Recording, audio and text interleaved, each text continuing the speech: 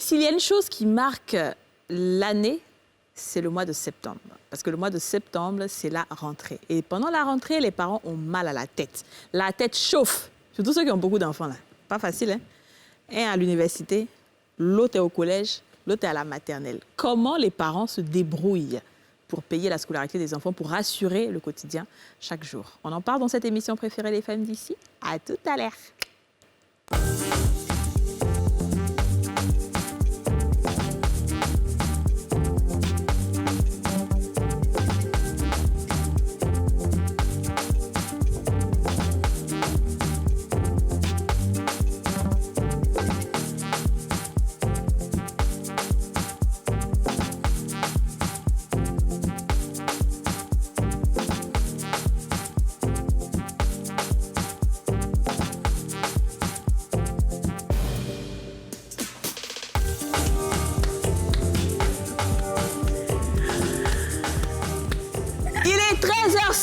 L'heure où le monde s'arrête de tourner pour regarder une seule chaîne de télé, une émission, 4 femmes, Yasmine Reda, Dija Soro, Aurélie Elia, Mekadi Touré. L'émission en question, l'émission autorisée, l'émission qui soigne toutes les maladies, l'émission qui soigne le diabète, la tension artérielle, l'asthme, l'émission qui soigne le goumin. Oui, spécial goumin. Ouais, ça, cette émission-là soigne vraiment le goumin. Ça, je peux le dire avec certitude. Coco aussi, voilà, c'est ça. Bobo goumin et tout. On salue tous ceux qui nous regardent de partout dans le monde pour cette saison 3. Nous sommes avec vous, encore plus folle. On vous réserve beaucoup de surprises. Dija, je veux que tu salues des pays qui te regardent. Alors, je vais saluer la France. Oui. Je vais saluer le Canada, le Bénin, le Burkina, le Cameroun, nouvelle ressortissante camerounaise. Oui. Ah bon, hein? Elle a dit ça, que les gens l'ont baptisé et tout. C'est vrai, c'est C'est vrai. aussi le méta camerounaise. Ouais, Nouvelle ressortissante camerounaise, donc le Gabon, ma deuxième maman, voilà. Ouais. Et dis-nous, Yasmine. Alors moi, aujourd'hui, tous les pays du monde entier, mais particulièrement ceux qui sont sur Internet, qui partagent nos directs, qui commentent, qui sont présents tous les jours, c'est vous les meilleurs, c'est un big up à vous. Ne ratez pas l'émission, restez là. Ceux qui sont sur YouTube, qui nous suivent, qui sont fans, qui commentent, dosez un peu dans les injures. Parce que nous, on est ensemble, on est on écoute et puis on s'améliore. C'est ça, je suis d'accord. Dis-nous, Aurélie. Le monde entier, comme on a dit, mais surtout à l'intérieur de la Côte d'Ivoire, beaucoup de personnes nous suivent. Mans, Sassandra, Kourougo, San Pedro, tout le Bouaké, Botro, mon village, mes frères de Botro, bonjour. Et voilà. Alors aujourd'hui, comme je dis, on parle de rentrée scolaire. Wow. C'est pas facile. Ah non, rentrée scolaire, c'est là tu vois que mais comment j'ai fait beaucoup d'enfants comme ça. C'est la partie là. Oui. Enfant, là, c'est pas évident, hein. Pour faire, c'est doux, mais après, c'est compliqué. C'est là que nos parents étaient forts quand même. Moi, je dis ça toujours à ma maman. Je dis, mais comment tu fais 5 enfants, madame? On n'a pas besoin de tout ça. Il y a un moment. Et puis, elle et puis, je dis ça, bon, surtout mon dernier, le dernier là, bon. Il travaille, hein, il est bien et tout, mais comme il est calme, il n'est pas trop voilà comme nous. Je dis, mais maman, tu oublies, par exemple, il n'était pas important, tu pouvais ne pas le faire. Il me tue quand c'est comme ça, il me tue. Je dis, mais attends, non, mais c'est pas facile, vraiment, c'est pas facile de faire 5 enfants. Eh ben, j'imagine d'autres en ont plus. On a Abiyou Franck, qui est responsable marketing et communication, qui est là. Le tonton Abou Nidal, la chose qui parle. C'est Abiyou Franck. Abiyou Franck, bonne arrivée. Merci. Comment tu vas? Je vais très bien. Et je suis, je dirais, très heureux de me retrouver sur ce plateau au milieu de ces magnifiques dames que vous êtes. Oui. Et je vais dire, c'est d'autant plus réjouissant parce que quand on vous voit à la télé, et puis là, en réalité, c'est encore plus merveilleux. Ouais. Oh là là. En vrai, on est vraiment plus... En vrai, nous sommes plus jolis, plus... Non? J'ai entendu ce qu'Aurélie a dit. C'est ça, voilà, ok. Nous, on aime ça. Ça donne du boum au cœur. C'est ça, nous aussi. Alors, dis-nous, toi, tu es père. Tu as combien d'enfants? Oui, père de 4 enfants. D'accord. Voilà, il y a un étudiant. Une collégienne, et puis un primérien, et puis la Benjamine à la maternelle. C'est de toi, il parlait même dans l'intro, là, comme si je savais. Mais comment tu as espacé à tous les niveaux. À tous les niveaux. Donc, toi, tu es au courant de tout ce qui se passe. C'est ça. Tu peux travailler à l'éducation nationale, même. Ah oui. Un bon conseiller. Un bon conseiller. On a un sénateur Poncho, qui est manager, on applaudit. Applaudissez fort.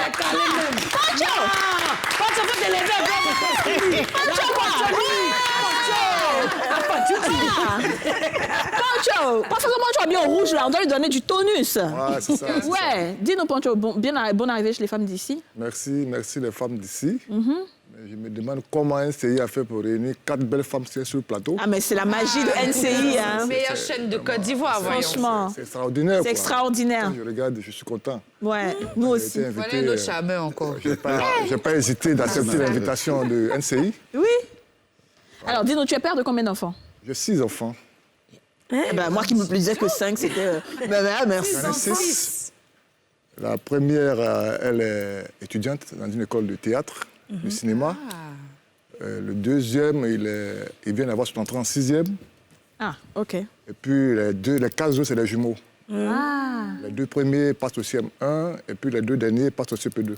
Ah, ben, D'accord. Bon, on va pas forcément demander... Bon boulot, tu as bien on va se travaillé. concentrer, faites que vous êtes des pères, on va pas demander autre chose.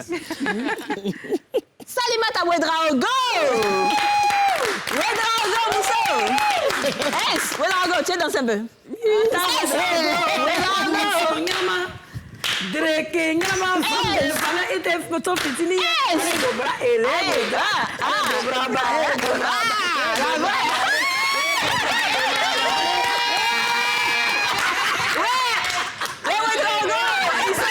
Ils sont dignement représentés sur ce plateau. Alors, Salimata. Oui, oui. Ouedraogo. Merci. Alors, toi, tu es mère de combien d'enfants? Mère de 4. De 4 enfants. Ouais. D'accord. 3 filles, un garçon. OK. Et ils sont en quelle classe, respectivement? Bon, la première, elle fait chouer. Comment on appelle? Maintenant, deuxième, là, lui, il fait mécanique. D'accord. En tout cas, lui, il fait mécanique. Mais lui, il était à l'école, mais maintenant, il fait mécanique. OK. Bon, la troisième, elle doit passer bac cette année. D'accord. Maintenant, la dernière, elle aussi, elle passe BPC cette année. Waouh. Donc, une année très dure. Alors. J'imagine. Ouais.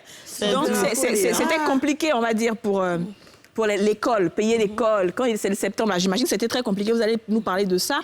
Mais pour l'instant, on a posé la question aux Ivoiriens. On a dit comment est-ce que les mamans, chefs de famille, préparent la rentrée scolaire? On vous écoute.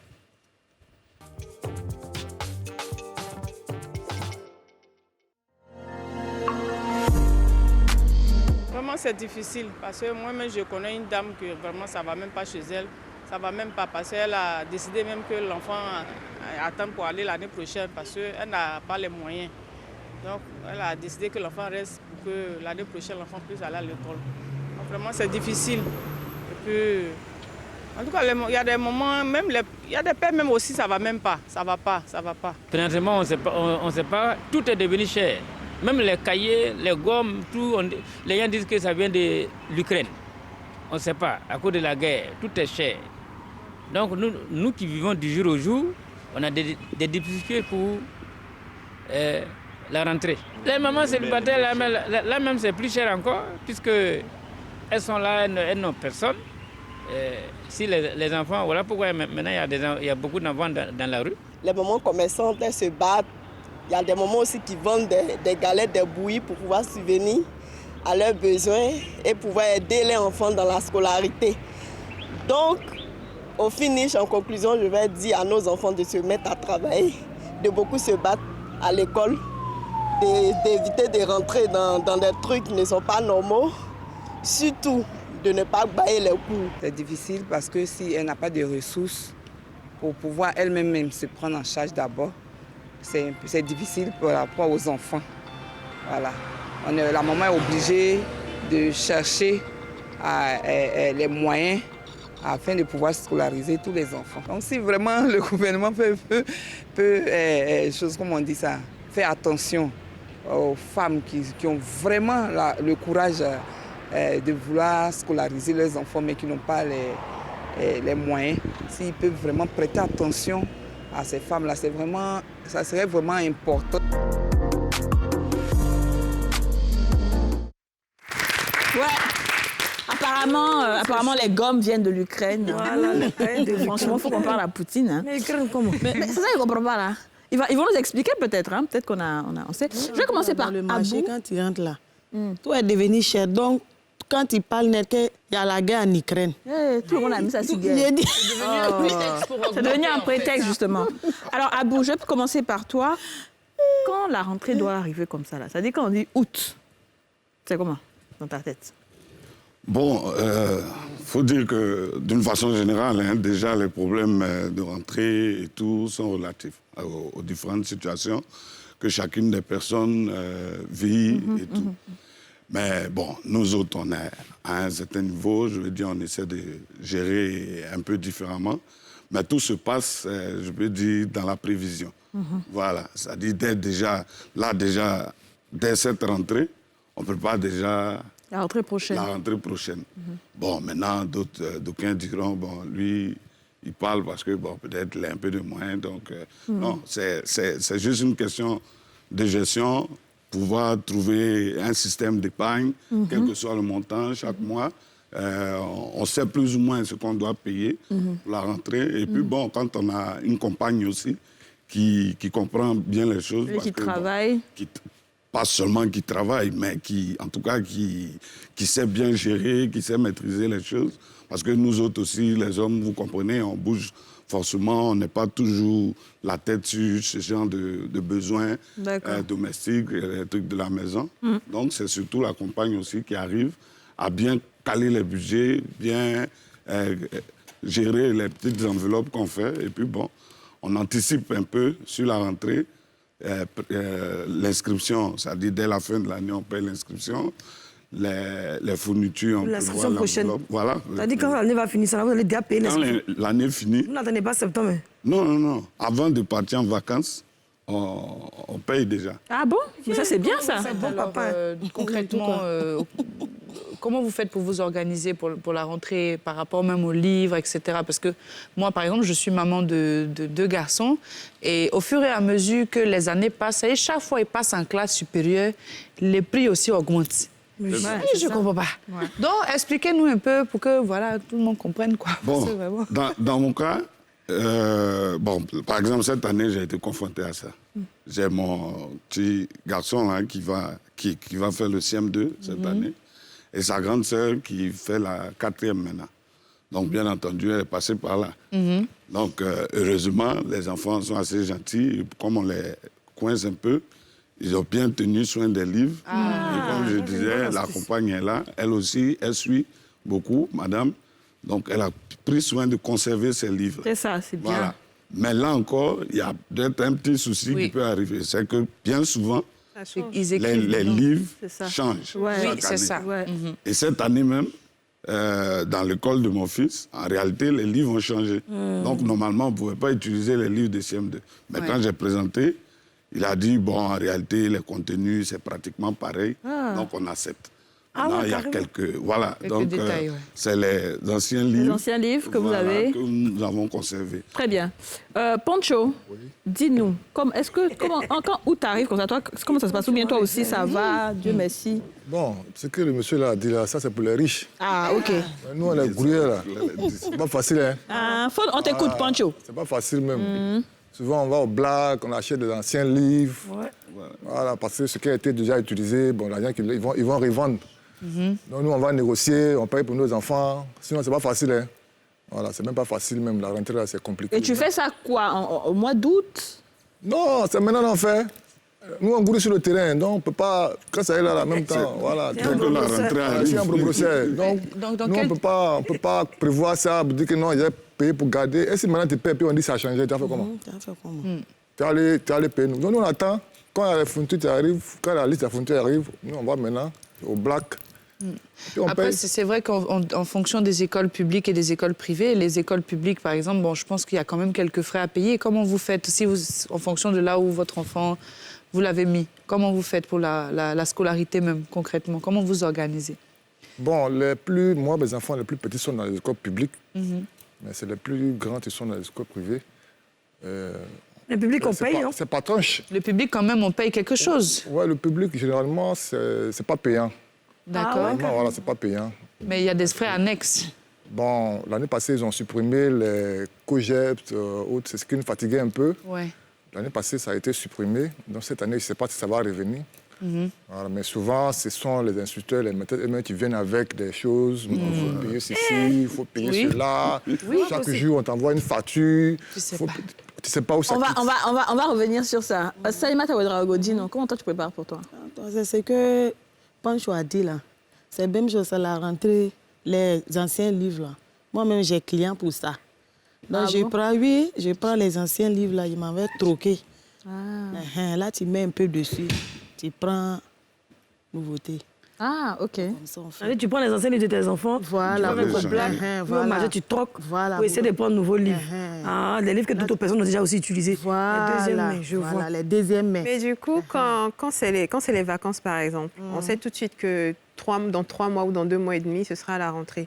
Est-ce que vous ne commencez pas à préparer cette rentrée-là dès les vacances ou alors vous mettez vos enfants tellement à l'aise pendant les vacances que vous vous retrouvez aussi à galérer à la rentrée? Comment vous gérez ce temps? À ce sujet-là, moi, j'ai fait ma petite enquête, comme je disais un peu en off, avant l'émission. Bon, je me suis préparé un peu, donc j'ai interviewé un peu certains amis, certains collaborateurs, collègues et tout. En réalité, il faut comprendre que la plupart des ménages vivent le jour. C'est ça. Voilà. C'est ça. Je suis d'accord. Ça dit, avant de penser à demain, il faut se dire, qu'est-ce que je vais manger aujourd'hui? Donc, le temps de pouvoir gérer ce quotidien-là, et puis gérer encore le futur qu'est la rentrée, souvent, c'est bien difficile. Et donc, c'est au moment où la rentrée, comme Pancho l'a dit, où la rentrée arrive, que les gens vont attendre, par exemple, pour ceux qui travaillent, leur salaire de fin août, ou ceux qui se cherchent, comme Pancho l'a dit, vont commencer à, comment on le dit, à grouiller, à grigrer, comme Yasmine l'a dit, pour pouvoir racouler, puis mais quand vraiment gérer. OK, je suis d'accord, mais quand on a 5-6 enfants, on sait inévitablement que la rentrée, ça coûte cher. Donc pour moi, il y a une préparation quand même qui doit avoir, ne serait-ce qu'une petite épargne où on se dit, bon, il y aura la rentrée, il y a la scolarité, il y a les tenues, le transport, il y a la nourriture, l'argent de poche. Quand tu vas répondre à ça, c'est une préparation sentimentale. Pancho, dis-nous. Pour les fonctionnaires, là, ils ont des préscolaires. C'est ça. Tu vois, non, ils sont payés, on appelle ça préscolaire. Ils prennent ça, ils vont payer fourniture de leurs enfants. Bon, pour les hommes d'affaires, peut-être qu'ils ont des assurances. Tu les aides à payer, même pour les brossers, là. Voilà. Quand il fait jour, tu dois chercher comment tu as mangé. Donc, quand ça arrive, là, comment tu dis? Parce que ce qui est dur, en plus, au mois de septembre, c'est que tu as non seulement la rentrée scolaire, tu as quand même le loyer à payer, tu as les factures à payer. Là, donc, vous, est-ce qu'en général, vous arrivez quand même à trouver un juste milieu entre les factures, la rentrée? Comment vous réussissez justement à organiser cette rentrée-là concrètement par rapport à tout ce que vous avez déjà comme charge fixe à la maison? Bon, je pense que c'est une question d'organisation. Oui. Voilà. Moi, je suis manager d'artiste, c'est vrai, mais j'ai des activités, je suis dans d'autres activités. Donc, je sais que mes enfants doivent aller à l'école. Voilà. Donc, déjà, je m'apprête à payer d'abord les inscriptions. D'accord. Ça, c'est avant tout, il faut payer l'inscription quand ils vont à l'école. Maintenant, tu payes les fournitures un peu.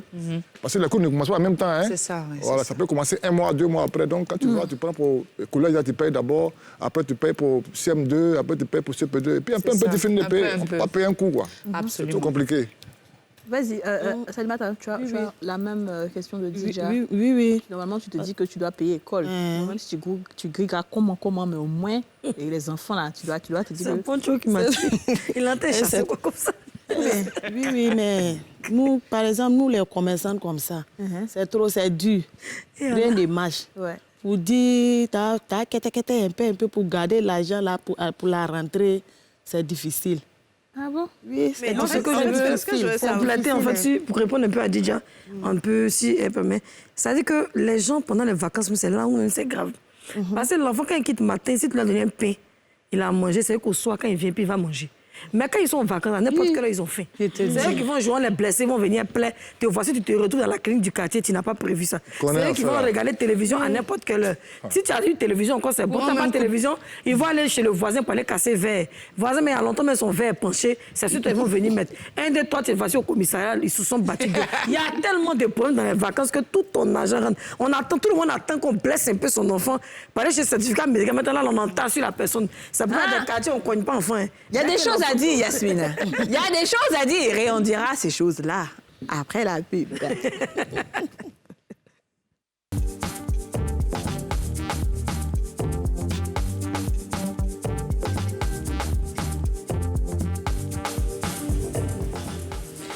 De retour sur le plateau des femmes d'ici, on parle de rentrée scolaire avec Abou, Abiyou, Franck, Salimata Ouedraogo et sénateur Poncho. On parle de la scolarité où c'est chaud. Donc là, maintenant, là, il faut que vous nous dites exactement les choses. Yasmine a commencé en disant que c'est vraiment galère. Les vacances, même, c'est là, même, tu dépenses encore plus, même.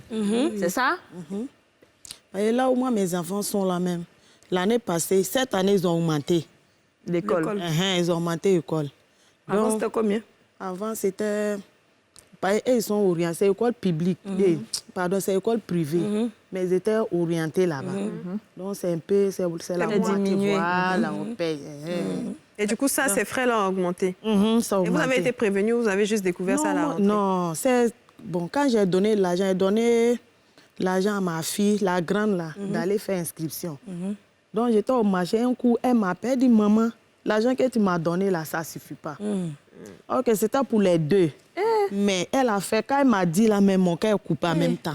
Mais justement, dans ce genre d'école, il y en a qui sont compréhensifs, il y en a qui ne le sont pas. Est-ce que dans votre cas, vous pouvez quand même réussir à aller voir le directeur de l'école pour dire « Ah, bon, je n'ai pas tous les frais d'inscription, mais est-ce que c'est possible ?» Parce qu'en général, il y a quoi? Il y a 4 échéanciers de paiement. Il y a pour la rentrée, il y a pour novembre, souvent il y a janvier, il y a mars et puis il y a juin. Mais quand souvent c'est difficile comme ça, est-ce que vous pouvez réussir quand même à discuter avec le directeur pour proposer un échéancier beaucoup plus facile pour des cas, des portefeuilles difficiles, en fait, de manière générale? Oui, Abiyou. Oui, bon, de façon générale... Toi, on dit que c'est pas difficile chez toi. Hein. Non, mais je veux dire, dans la vie, tout se discute. Et puis, la difficulté ou les problèmes, là, ils sont relatifs. Relatif, hein. Voilà, en fonction du niveau et tout, en fonction de la situation, c'est relatif. Nous, je veux dire, on a un peu de chance, on a mis nos enfants au privé, mais c'est pas... pas facile. On ne va pas dire que c'est véritablement la chance, c'est véritablement gagné. Non, c'est pas aussi facile que ça. Il y a aussi ces réalités, il y a aussi ces difficultés. Il y a des gens qui n'ont peut-être pas des moyens comme nous, mais, bon, même si on n'a pas de grands moyens. Mais c'est pas grave, on a déjà compris ce que tu veux dire. Qui sont obligés de mettre les enfants au privé aussi. Oui, pour une question même de bonne, de meilleure éducation. J'en parlais tout à l'heure avec un collaborateur, un de nos coursiers, qui me disait, lui, il a 4 enfants, ses 4 enfants sont au privé. C'est un coursier, il touche, bon, je ne veux pas dire son salaire, mais actuellement, il a 2 ou bien un seul enfant qu'il a pu inscrire, le reste sont à la maison. La plus grande est en terminale. Donc, en classe d'examen. Voilà une réalité. En fait, c'est un sacrifice qui fait Mais ça, Vous voyez, vous réussissez. Comment est-ce que vous faites? Est-ce que vous négociez au moins? Si les gens sont compréhensifs, comme elle le dit. Voilà, peut-être à ce niveau, très rapidement. Moi, je dis tout se discute. Oui. Dans le même établissement, si tu as plusieurs enfants, ça. les enseignants, les directeurs et tout, c'est des personnes. Oui, ils sont Si on des leur humains. explique, c'est des humains, ils peuvent comprendre. Ça alors, se discute.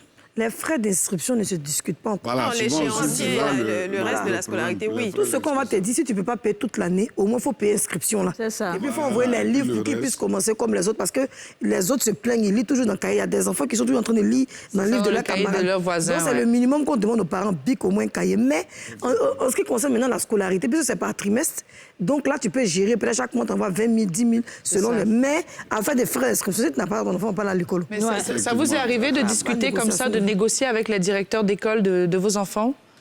Oh, oui. Quand mes enfants, les deux derniers, là, la 3e et puis 4e, quand ils étaient à Choué, comme on appelle école et... L'autre école, là. Non, ils étaient à Choué. Le nom de l'école, quand la fois. Non, elles étaient au primaire. Quand elles étaient au primaire, ils ont augmenté. L'école était... C'est privé. Mais je payais... Je peux dire le prix. Oui, bien sûr, c'est ça. Je payais 100... Ils ont augmenté 150 000. Par Primaire, là? Oui, primaire, là, c'est école privée. Pour un enfant ou pour les deux? Pour un enfant, hein. Privé, Pour hein. un enfant privé. Et ça, c'est l'année? Oui. C'est beaucoup pour un enfant. Mais moi... Mais moi-même, je suis partie parce que l'école, là, bon, c'est une bonne école. Oui. En tout cas, c'est une bonne école. Ils enseignent bien. Sinon, il y avait à ce moment, il y avait école, publique à côté de nous.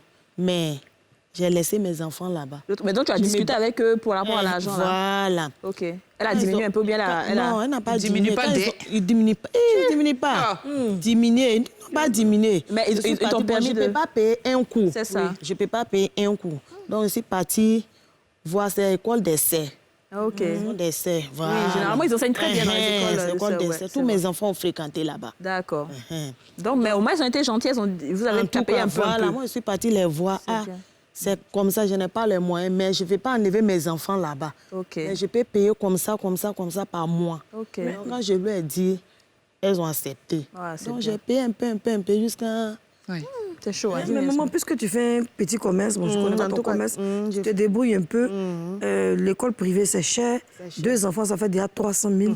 Tu as payé leur kaki. En tout cas, tu as payé leurs chaussures. Il y a fourniture. Tu as payé leur fourniture. Il faut que quand c'est privé, là aussi, donc on va manger à l'école. En tout cas. S'il y a cantine, tu as payé cantine. Tu as payé, tu n'as pas de transport pour aller. Au moins, tu as payé. C'est par jour, tu calcules. Est-ce que ça ne fait pas beaucoup? Ça fait beaucoup. Est-ce que le choix d'une école privée n'est pas un peu trop lourd? En tout cas, c'est trop lourd. Comme le frère disait, Pancho, que l'école publique, en toi, on ne paye pas, c'est bon. Pourquoi vous ne choisissez pas? Oui, vas-y, dis-nous, explique. Explique-nous, Pancho. Il faut coucher ton habit là où ta mère arrive. Il ne faut pas aller là où vraiment tu vas souffrir.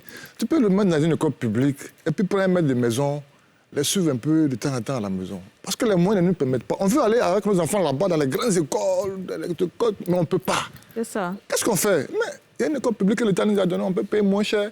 Et puis tu te débrouilles pour prendre un maître de maison, il suit les enfants de près.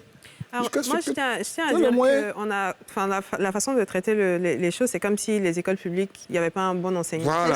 C'est complètement faux. J'ai été dans des écoles publiques. J'ai fait tout mon primaire dans des écoles publiques. Et je peux vous dire que c'était excellent, en fait. Le truc, c'est que je pense que plus on avance, plus les gens ont envie de se dire mon enfant est dans une école où il y a un suivi. Parce que c'est ça qui manque peut-être aux écoles publiques. C'est qu'il y a un suivi, les enfants sont encadrés correctement. Ils vont te dire, enfin, l'instituteur ou le prof va prendre son temps pour chaque enfant. Ce qui n'est pas le cas au public parce qu'il y a plein d'enfants dans les classes. C'est ça aussi. C'est ce que j'allais demander. Ça ne déteint absolument pas sur la qualité de l'enseignement. C'est ce que j'allais demander à Salimata. Tu as dit qu'il y a une école publique à côté, mais tu voulais forcément l'autre côté parce qu'on enseigne bien. Voilà. Mais pourquoi? Je pense qu'on enseigne bien partout, en fait. Qu'est-ce qui t'a marqué l'autre côté que tu n'as pas? L'autre côté, parce que l'autre côté, comme on appelle, public là. Chaque jour, quand les enfants vont à l'école, il n'y a pas cours. Ah, ok. Il n'y a pas souvent des grèves et tout ça. Il y avait des enfants dans notre cours, il y avait des enfants là-bas. Ok. Il n'y a pas cours. Quand les enfants vont au matin, il revient que le maître n'est pas venu. Il n'y a pas cours. Le soir, même chose là. Jusqu'à des fois, les enfants vont faire des jours à la maison, ils ne vont pas à l'école. Chaque jour, il n'y a pas cours. Oui, c'est clair que ça. Vous voulez dire quelque chose? Oui, effectivement. Je voulais emboîter le pas. Adidja. Adidja. Nous tous, pour dire la majorité aujourd'hui des cadres, des hauts responsables, on a tous fait EPP. C'est ça, bien sûr. Avant même, en tout cas, en notre temps, c'était une fierté. Très, très bon enseignement. Bien sûr, oui. Les fonctionnaires, des gens qui ont fait la formation pour et tout. Donc, l'encadrement était sûr. Mais nous, on était 30, tout au plus 40 dans la classe. Moi, dans mon quartier, il y a effectivement une école primaire, comme la dame aussi, à côté. Mais c'est des centaines d'élèves par classe. Mais vous étouffez. Mais c'est une réalité. Et comme elle a dit, bon, aujourd'hui, on regarde le problème un peu par rapport à Abidjan. Mais allons à l'intérieur du pays. C'est encore pire. Dans les villes comme dans les villages. J'ai un ami qui travaille à l'intérieur. Comme je dis, je faisais ma petite consultation. Il m'a envoyé un message. Il y a des écoles où, actuellement, il n'y a pas d'enseignants. D'autres ont été affectés. Ils ne veulent pas partir. Oui, les enseignants ne veulent pas partir à l'intérieur. Il y a ce genre de problème. Comme elle a dit, les enfants viennent. On dit, bon, par exemple, une maîtresse qui est en congé de maternité, il y a du mal à la remplacer. On ne va pas obliger une maîtresse qui vient d'enfanter de venir à l'école. Mais il faut qu'on trouve un moyen pour la remplacer. Donc, sur la période, il n'y a pas de cours. Mais c'était la même chose aussi à l'époque. Il y avait des congés de maternité, il y avait toutes ces choses. Mais pourtant, le système voulait. Il y avait un peu plus de suivi quand même. Il y avait plus de suivi peut-être. Un exemple sur ce genre de cas-là. Quand il y a des absences, à l'époque, vu qu'on n'était pas nombreux, bon, j'étais... bon, comme c'est l'école EPP, je peux rappeler, EPP Sogefia, Rivera 2. Il y a 4 écoles. Donc, quand une classe, le même niveau, l'enseignant n'est pas là, il va dans l'autre on classe. divise la classe en 4 et puis on met les élèves dans les autres classes. Voilà. D'accord. Bon, aujourd'hui, il y a peut-être, je pense, effectivement, un manque de suivi de ce côté-là, ou peut-être parce que les gens, bon, je ne sais pas ce qui se passe, mais c'est pas grave, on n'est pas là pour faire un jugement entre les écoles publiques et les écoles privées, mais c'est surtout vos réalités, ce que vous vivez au quotidien, que ce soit quand l'enfant est à l'école privée ou à l'école publique. Et puis, il y a une autre réalité aussi où les enfants, les élèves, j'ai vu ça là, à Koumassi. Je suis allée accompagner une amie, elle était en panique, elle allait chercher son enfant à l'école. Elle dit, mais à quoi? J'ai oublié le nom, les élèves viennent envahir, les gens viennent envahir les écoles, ils viennent frapper les professeurs, casser les tables. Et on ne peut rien faire. Et ils font ça, on ne peut rien faire, on ne peut pas les empêcher. C'est pour ça qu'il y a un groupe d'élèves qui a été envoyé dans un camp. Elle dit, son enfant ne va plus à l'école. Parce qu'il ne faut pas tuer son seul enfant. C'est vrai qu'il y a un petit laisser-aller quand même là-bas, je pense. Il y a une autre réalité pour le choix de mettre les enfants dans les établissements privés. Toujours un collaborateur qui n'a pas grand moyen, mais qui est obligé de mettre ses enfants au privé, lui m'a dit que, où lui il habite, s'il doit mettre ses enfants au public, tout ce qu'il va payer en termes de transport, c'est ça revient en fait au même. Ça risque de revenir au même. Sinon plus Donc, il y a une petite école privée à côté de chez lui. Il préfère non, mais bien sûr, il économise quelque chose, c'est bien. Les écoles privées n'ont pas forcément les meilleures commodités, pas forcément les meilleurs enseignants. Ouais, je suis d'accord. Parce que dans le même cas aussi, dans les consultations, il y a une autre qui me disait, elle avait son enfant dans une école privée, mais la maîtresse, elle regarde chaque soir quand elle fait le suivi, dans le cahier, il y a des fautes. Donc, elle se plaignait à son enfant en pensant que l'enfant écrivait mal. Elle-même, elle est allée rendre visite dans la classe. Elle a vu le cours de la veille au tableau. Tout est faute là-bas. Alors, vous dites déjà. Au-delà de la scolarité, des fournitures, il y a tout ce qui vient après. Il y a l'habillement, il y a le transport, il y a l'argent de poche. On s'organise, certes, pour avoir un budget, pour payer l'inscription, les fournitures, etc. Mais tout ce qui suit, c'est au jour le jour. Donc, c'est quoi votre astuce? Est-ce que vous faites à manger pour les enfants? Et quoi, ils partent à l'école? Comment vous faites? Bon, moi, chez moi, je ne suis pas trop loin de l'école. Donc, ma fille de ménage, le matin, elle les accompagne. À midi, elle va les chercher, ils viennent manger. Après, elle les raccompagne l'après-midi. Puis le soir... En tout cas, ils viennent manger à la maison parce que c'est pas loin de chez moi. Mais le goûter. Il n'y a pas d'argent de poche. Si, à 16h, on leur donne l'argent de 16h, puisqu'on n'est pas là-bas. Ouais. On leur donne 16h. C'est les enfants, donc même tu leur donnes 100 francs, ça leur suffit largement. D'accord. Après, il y a Salimata aussi. Comment ça se passe pour la nourriture? Pour la nourriture, comme c'est pas loin, là où elles sont là, c'est pas loin. Ouais, c'est toujours.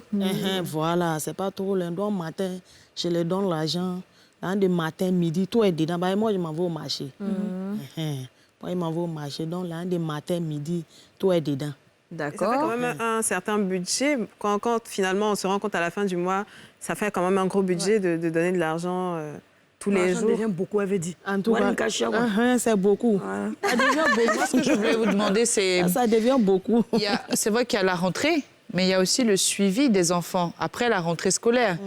Beaucoup de parents n'ont pas le temps, par exemple, de suivre les devoirs de classe, les exercices de maison.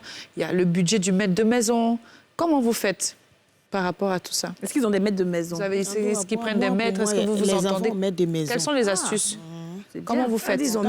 Les enfants ont maître des maisons. Quand les enfants même étaient au primaire, quand j'ai passé, moi, bon, j'essaie, je connais un peu. Oui. Donc, si je viens le soir comme ça, je prends les cahiers, je regarde ce qu'elles ont fait. C'est bien. Le maître de maison, il est cher? Il est cher. Combien comme ça? Bon, en tout cas, pour maintenant, les maîtres de maison, une personne, les deux, là, 15 000 comme ça. Okay, par mois? Mais moi, je vais demander, est-ce que vous, les kakis, vous n'avez pas l'astuce des kakis? Parce que si vous avez deux garçons, que l'autre a porté, parce qu'il paraît que souvent le kaki, là, il faut plier un peu quand ça arrive chez nous. Là, chaque année, on déplie un peu. On déplie, quand il quitte danser un coup. Ça, c'est la solution. Elle est grossie. Il ne peut pas grossir, le frapper, la foule. Il va Pancho, comment vous faites pour les kakis et les robes d'école? Les kaki, bon, chaque année, moi, je paye les kaki. Hein. Je vais acheter le tissu. Ouais, tu donnes au couturier. Je donne au couturier et puis il couvre. Parce qu'à un moment donné aussi, les enfants, ils connaissent, ils connaissent le bon goût. Hein. Tu vas aller dans ton habit de l'année passée, tes amis t'ont vu des dents. Non, ça, c'est avant. Mais il y a des écoles qui exigent quand même qu'on achète les tenues chez eux. J'aime bien m'habiller. Moi, j'aime bien m'habiller, donc je ne suis pas habillement de mes enfants. Ah ouais, j'imagine. Donc, ça veut dire qu'il y a chez vous aussi, tu disais oui. Je paye tissu. OK. Je paye tissu. Je donne, ils coûtent pour eux. Ça va mieux? Je paye tissu. Ça va mieux? D'accord. Toi, tu payes ou vous faites un peu de recyclage? Bon, je paye 2 comme ça. Les enfants peuvent faire ça 2 ans. D'accord, donc quand vous achetez l'année prochaine, ils peuvent porter ça encore. Voilà. Vous savez, les filles, quand on les entend, c'est bien. Vous voyez, des fois, on a l'impression que c'est une difficulté. Mais en les écoutant, ils éduquent leurs enfants à prendre soin de leurs vêtements. Absolument. Ils éduquent leurs enfants à prendre soin du petit argent qu'on leur donne. C'est ça. Quand tu pouvais dire que 100 francs suffisaient. C'est-à-dire qu'on pense que c'est la souffrance, mais l'enfant est en train d'être éduqué comme ça. Absolument. Ah oui, bien sûr. C'est lui qui pourra être dans son business, il pourra bien gérer. Fais attention à ce que son bic ne détache pas sur son quoi habit. vous vous basez pour choisir les écoles? Au-delà du fait que ce soit peut-être proche de la maison, est-ce que vous allez là-bas pour voir, par exemple, le pourcentage de réussite? Vous vous entretenez avec les différents professeurs et tout ça. Comment vous faites pour choisir C'est parce que c'est proche de la maison. Bon, un des premiers critères, c'est forcément le taux de réussite. Deuxième critère, la question de proximité. Mais bon, aujourd'hui, on ne regarde pas forcément ça parce que on cherche, vous savez, en termes d'éducation, on cherche toujours le meilleur. C'est ça, je suis d'accord. Et quand tu as dit une réalité, c'est vrai qu'il y a certaines conditions qui vont nous obliger à poser certains actes, mais il faut accrocher ta main où ta main peut arriver. D'accord, OK. Nous aussi, on va accrocher notre main où notre main arrive avec la pub. D'accord.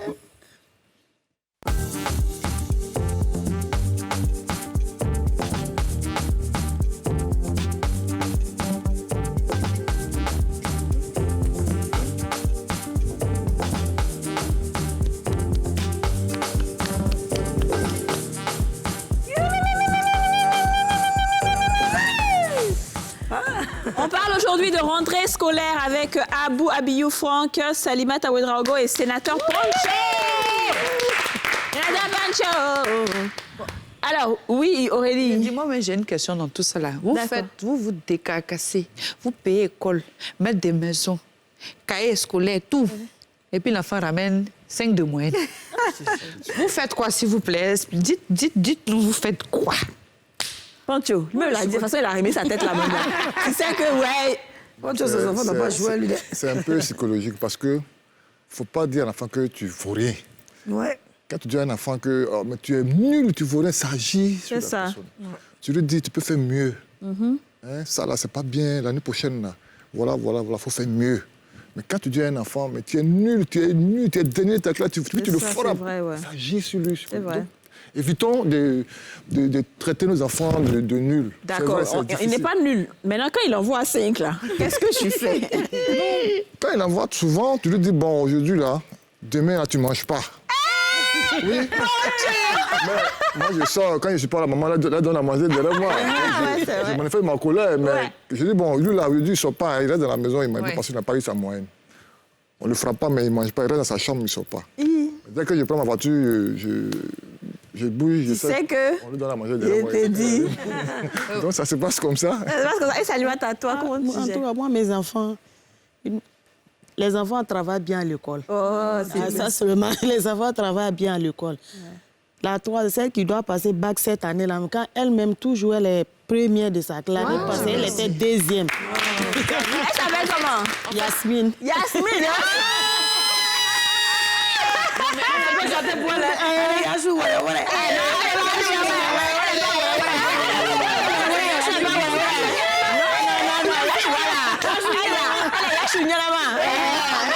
En fait, l'objectif de ma question, c'était plutôt même de vous demander comment vous conscientisez vos enfants à l'importance de travailler à l'école. Parce qu'ils souvent, ils ne se rendent pas compte de la galère que c'est que de payer la scolarité, quoi. Donc, comment vous les conscientisez, en fait? Moi, en tout cas, je cause avec mes enfants. Je cause avec mes enfants et dis, Vous-même, vous voyez. De la manière que moi, je souffre au marché, là, je ne veux pas que mes enfants viennent souffrir comme moi. Je cause avec les enfants chaque jour. Le papa est là. Il cause avec eux aussi. Oui, le papa est là. Mais toi-même, tu sais, maintenant, là, on ne veut pas compter 6 garçons. Ah, oui, ma chérie. Non, c'est ça. Mais c'est vrai. Maintenant, là. Je leur dis, si tu as eu tel de moyens, j'achète ton vélo. Achète ton vélo. J'achète ton vélo. Super. Je dis à la fille, parce que parmi les jumeaux, là, il y a une fille dedans. Elle aime beaucoup les poupées. Puis je dis, tu vois, cette poupée-là, si tu as eu tes parmi les 5 premières, je te donne ça. Il faut donner des facteurs de motivation. C'est ça, ouais. Il faut les encourager. D'accord. Tu devais portable. Si tu as eu 10 de moyens, je donne portable. Donc ça les encourage. 10. Oui, bon, ils sont aussi. Non, c'est à l'école primaire. À l'école primaire. Et à Biou? Oui, bon, on a essayé plusieurs formules, hein, comme il a dit. Ouais. On essaie, comment on dit ça, la formule des récompenses. Si tu as les récompenses au résultat, on essaie tout ça. Mais je veux dire, c'est se mettre un peu la corde au cou, quoi. Parce que, comme la dame, les enfants, ils sont brillants. Bon, ils ont toujours de bons résultats. Tu as fait beaucoup de cadeaux. Tu as fait...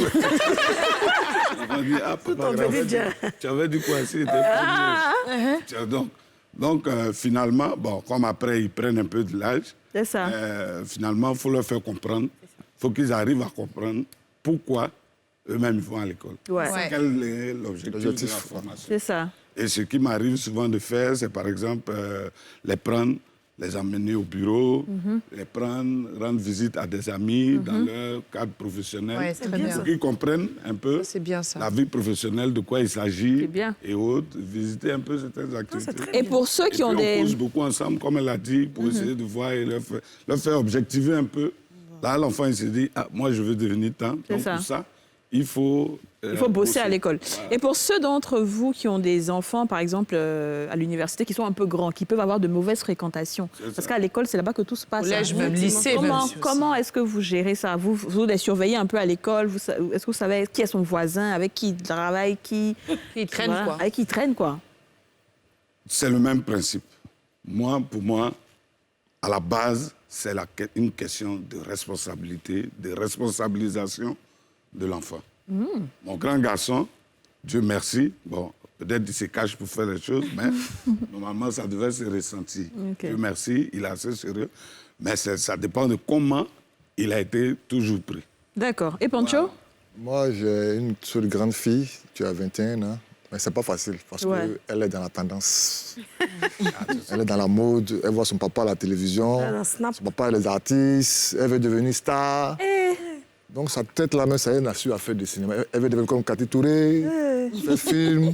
Donc je l'ai confié à Andy Melo. D'accord. Elle dit, bon, voilà ta fille, il faut t'occuper d'elle.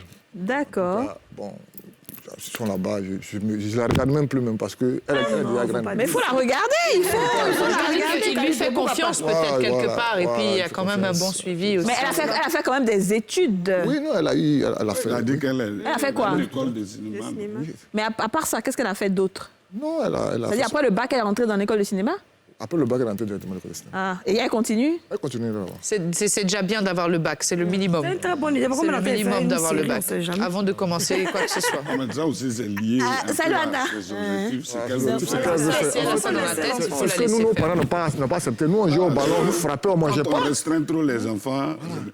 Et en parlant de ça, excuse-moi, Poncho, dans le temps, effectivement, mon fils, il avait des amis. Et à un moment, je vois qu'il ne se balade plus avec certains d'entre eux. Et il y a un que je connais bien, puisqu'il est très identifiable, c'est un petit métis. Alors là? Oui. Je vois que lui aussi, il fréquente les coins un peu noirs du quartier. Bon, je ne vais pas citer pour ne pas... Si.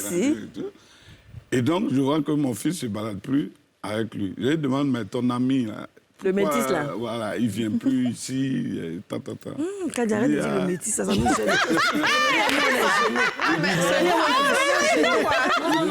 Leur groupe, là, ils ont des activités bizarres que ce qu'ils font là-bas, je ne vais pas rentrer dedans. Quand ils ont fait, puis il n'a même pas... Mais ça commence. Il y a quoi? Ça va qu'il devait mal dans ça. Je comprends pas. Donc, c'est un peu ça aussi. Donc, c'est bon, c'est-à-dire l'enfant est déjà responsabilisé et tout. Et toi, c'est pareil. Même celui qui a arrêté l'école, qui fait la mécanique, mécanique aujourd'hui, il est quand même posé. En tout cas. Ouais. Il va bien, il va à son travail, il suit son travail bien. Dieu merci. Bon, celle qui fait bac cette année-là, elle aussi, c'est Yasmine, elle suit. Elle dit, ma Yasmine. Elle dit, elle veut être, comment on dit même, que chroniqueur ou bien... C'est ça. En fait, les gens pensent c'est pas facile, hein. Tu sais, souvent... mais moi, je pense que c'est bien d'avoir des rêves et surtout d'avoir des modèles identifiables et dire, moi, c'est à cette personne-là que je veux ressembler. Le tout, c'est d'avoir un suivi, un accompagnement, de savoir qu'il y a des études pour ça. Donc, il faut aller à l'école. Il ne suffit pas juste de dire que je veux faire ça. Il faut aller à l'école pour ça. Et puis, quand le moment sera là, les opportunités vont arriver. Et oui, et moi, je pense que ce qui est important que les gens doivent savoir, pour ceux qui veulent faire le cinéma, qui veulent faire peut-être la télé et tout, il faut le talent. C'est pas juste l'école. Tu vas partir à l'école de cinéma, si tu n'es pas un bon acteur, tu ne seras jamais un bon acteur. C'est ça la vérité. Les métiers liés à l'art, là, c'est pas la même chose que la finance ou la comptabilité. Là, tu es intelligent, ça marche, non. Il y a des gens qui sont forcément peut-être plus... qui ont eu plus d'envie de faire du cinéma que Kadi, mais c'est peut-être à cause du talent. Vous voyez ce que je veux dire? Donc, il faut qu'elle sache qu'elle a vraiment du talent. Ou alors, si elle veut faire du cinéma, il y a plein de métiers dans le cinéma. Il y a chef opérateur, il y a réalisateur. Elle peut être derrière la caméra, mais pas forcément devant la caméra. Quelqu'un dit qu'il y avait un star, j'ai dit derrière. Non, mais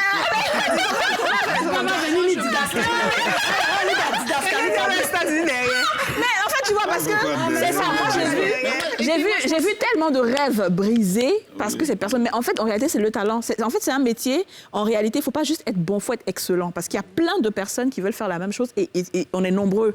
Tu vois ce que je veux dire? Donc ça, c'est une question de persévérance aussi. Hein. Ouais, je connais des jeunes filles aujourd'hui qui sont arrivées où elles sont bien sûr sans passer par des voies détournées, mais qui ont persévéré, qui n'ont fait que passer des coups de fil, qui ont insisté, Et effectivement, il y avait du talent. Mais oui, aller dans les castings. Mais pour être retenu, il faut avoir du talent.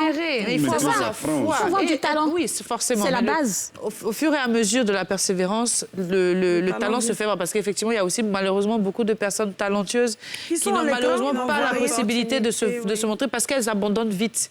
Et c'est ça qui est un peu... Que ce soit dans le cinéma... Ou dans d'autres domaines, d'ailleurs. J'ai fait un casting il n'y a pas longtemps où j'ai reçu 2000 personnes. Je te dis que j'ai eu que 100 qui ont retenu mon attention, sur 2000 personnes. Pour te dire qu'il y a plein qui pensent que parce qu'elles chantent bien à la télé, enfin, dans le miroir, ou bien parce qu'elles se regardent, ça va. On leur dit, oui, toi là, tu imites bien, que ça veut dire qu'elles ont du talent. Mais en réalité... Mais moi, j'ai vu un truc quand j'avais dans le milieu du cinéma, pour conclure, des gens qui ont fait des carrières depuis 10 ans, depuis 15 ans. Peut-être 15 ans, il y a longtemps, vous-même, peut-être que... Et puis...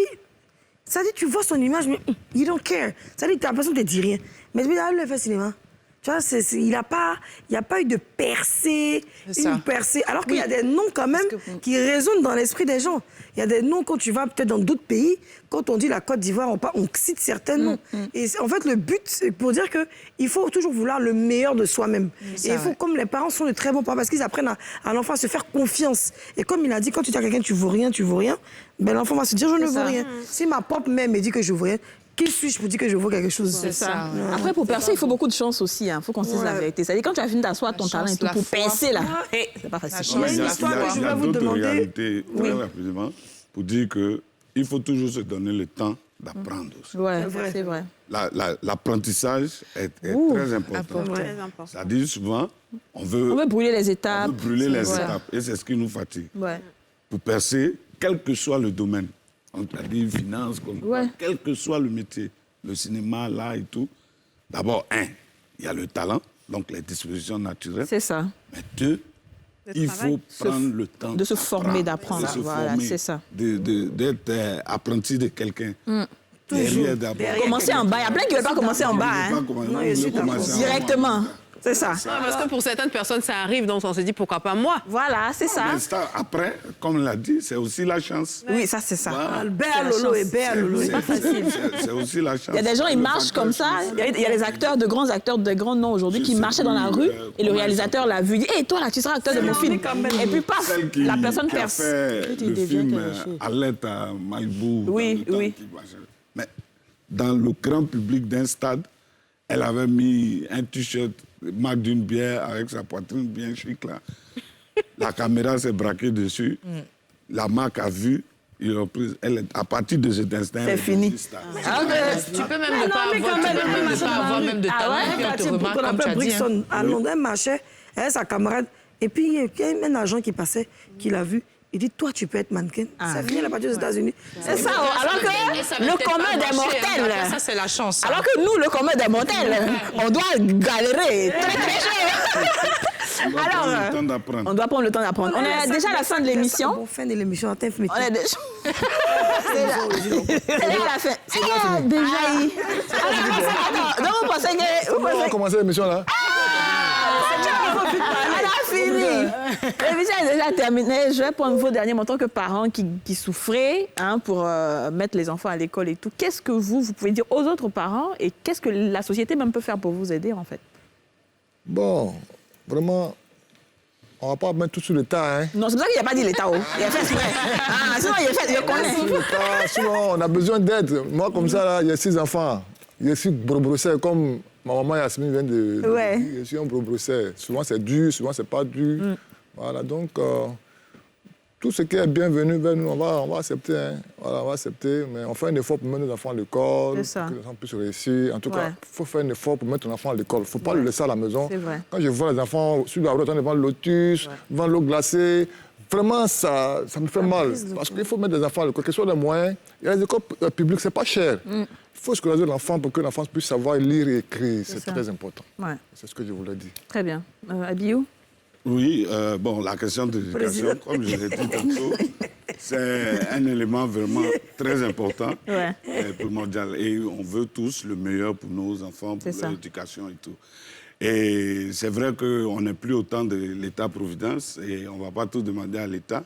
Mais moi, je me permets de dire quand même que face aux problèmes actuellement que vit notre pays et même voilà, que vit tout le monde, concernant acheter de la vie et tout, le constat est que les prix des livres, les prix des cahiers, on a du mal même à avoir certains livres, il y a beaucoup de difficultés. L'État doit faire une réflexion profonde. Et là, je pense qu'il y a eu un problème d'anticipation. Parce qu'aujourd'hui, le problème qui se passe sur le marché, comme j'ai dit, j'ai fait un petit sondage. Vas-y, dis-nous. Industriel qui m'a un peu, qui est dans l'industrie de la production des cahiers et tout, qui m'a un peu expliqué. Mais le problème, il est même profond. Il remonte même depuis la crise du Covid, de la Covid. La Covid, de la Covid, jusqu'à même la guerre d'Ukraine et tout. Donc, mais oui, il y a beaucoup d'éléments qui impactent. Beaucoup de données qu'on ne maîtrise pas. Là, on n'a plus beaucoup de temps, malheureusement. Mais je veux dire, il y a certaines situations où l'État doit pouvoir vraiment prendre ses responsabilités, revoir un peu les taxes, appeler les différents acteurs du secteur, de tout l'écosystème, les industriels et tout, discuter sur certaines choses. Il y a certains éléments qui peuvent être encore subventionnés. On paye les impôts et taxes, c'est tout ça, c'est pour ça. Il faut qu'on apprenne à aider le contribuable, il faut qu'on apprenne à aider, je veux dire, les indigents. D'accord, très bien, c'est bien compris. Dis-nous, Salimata. C'est ce qu'ils ont dit, c'est même chose là. C'est dur. On met les enfants à l'école, arrivé à un moment maintenant, ça devient compliqué. Ça devient compliqué. Que le temps passe, on prend de l'âge. Voilà. Comme ma fille, elle a fini, mais maintenant, voyez, ça n'a pas de travail. Tu vois, on n'a pas de travail. Si tu ne connais pas quelqu'un aussi pour t'aider, l'enfant à la maison, c'est pas facile. Tout l'argent que tu as dit. Voilà. Tu mets tes enfants depuis à l'âge de 4 ans. L'enfant fait maternelle jusqu'à l'enfant finisse, maintenant, il n'y a rien. Ouais. Ça, c'est profond, c'est fort. Et comme cette émission est l'émission préférée de Joe Biden, l'émission préférée de tous les dirigeants de ce pays, donc je sais que ce n'est pas rentré dans des oreilles de sourds, on espère qu'il y aura des solutions qui seront prises. D'ici là, portez-vous bien et on se retrouve demain pour un nouveau numéro des Femmes d'ici. Bye bye.